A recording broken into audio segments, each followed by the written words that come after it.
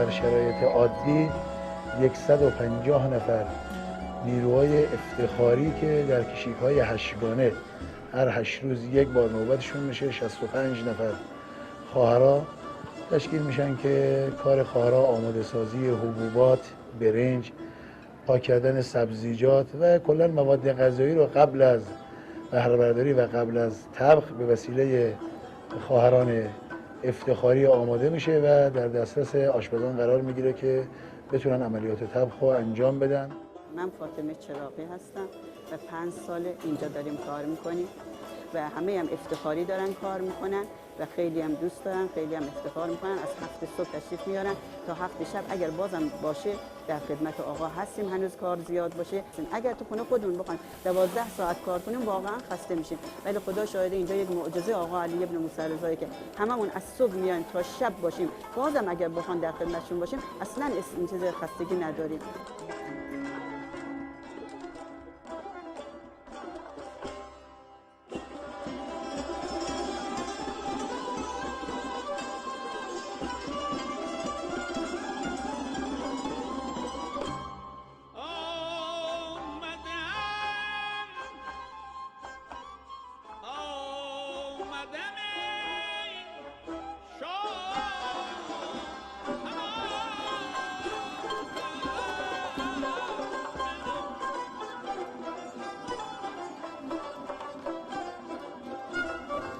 در این قسمت که مشاهده می‌فرمایید خواهرانمون به تعداد 65 نفر به صورت افتخاری در حال خدمتگزاری هستن و هر روزم برنامه‌های خاص خودشونو دارن که ابتدا با صلوات خاص امام رضا و دعا شروع میکنن کارشونو و بیشتر اوقات با پوست کردن پیاز و سبزی کار شروع میشه و بعد هم روزهای مختلف بستگی به فصل برنامه ریزی میشه و سیب و پوست کردن سیب، سبزی قرمه سبزی و کارهای دیگه دارم و بیشتر موقع‌ها در تابستون بادمجون و کدو نیز به این کارها اضافه میشه و ایام مخصوص مثل ماه مبارک رمضان و محرم حجم کار بسیار فشرده و غیر از انجام این کارها خواهران در کارهای بسته‌بندی در مهمانسرا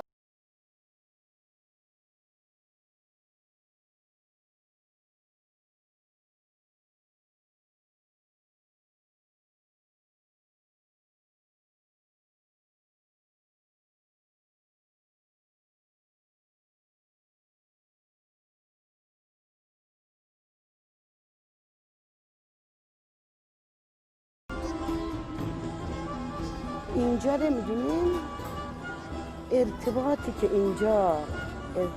که با آقا برقرار میشه او حس رو کسی نمیتونه به زبون بیاره.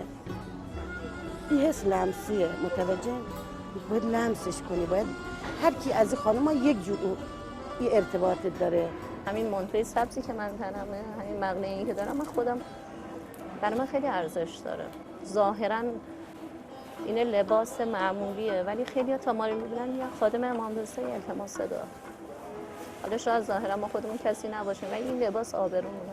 من تا حالا 2 دفعه دیگه بنا بوده 2 دفعه نیام و اینا رفتم از مهمانسرا پایین، اصلا به مسئولمون هیچی نگفتم. رفتم پایین گفتم آقا این دم و دستگاه مال شمایه، اینا همه کارگزارای شمایه. آقا من دلم میخواد هنوز اینجا وایسم. آقا دلم نمیخواد از اینجا بیرون برم.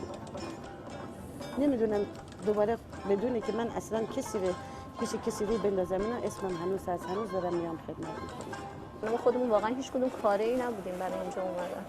همش لطف امام رضا بوده و امیدوارم اینجا خیلی سعادت اصلا نگیره. و اگرم گرفته بشه بازم دلمون خوشه که همونطوری که تو خونه برای همسر و بچه‌ها کار میکنیم. من به بچه‌های خودم بعضی اوقات میگم در یک هفته هر روزش در خدمت شما ولی یه روز که بذاریم برای خودم باشم. و حرف دل خواهران یه چیزی نیست بگم. به یارب از سوگند مولا بر اعضایم تو نیرو بخش امروز که در خدمت گزاریت بکوشم که من آن بنده حلقه بگوشم بر بلندای اطاعت. و این حرف دل همه خواهرای اینجاست، مداوم بودنم در حال خدمت.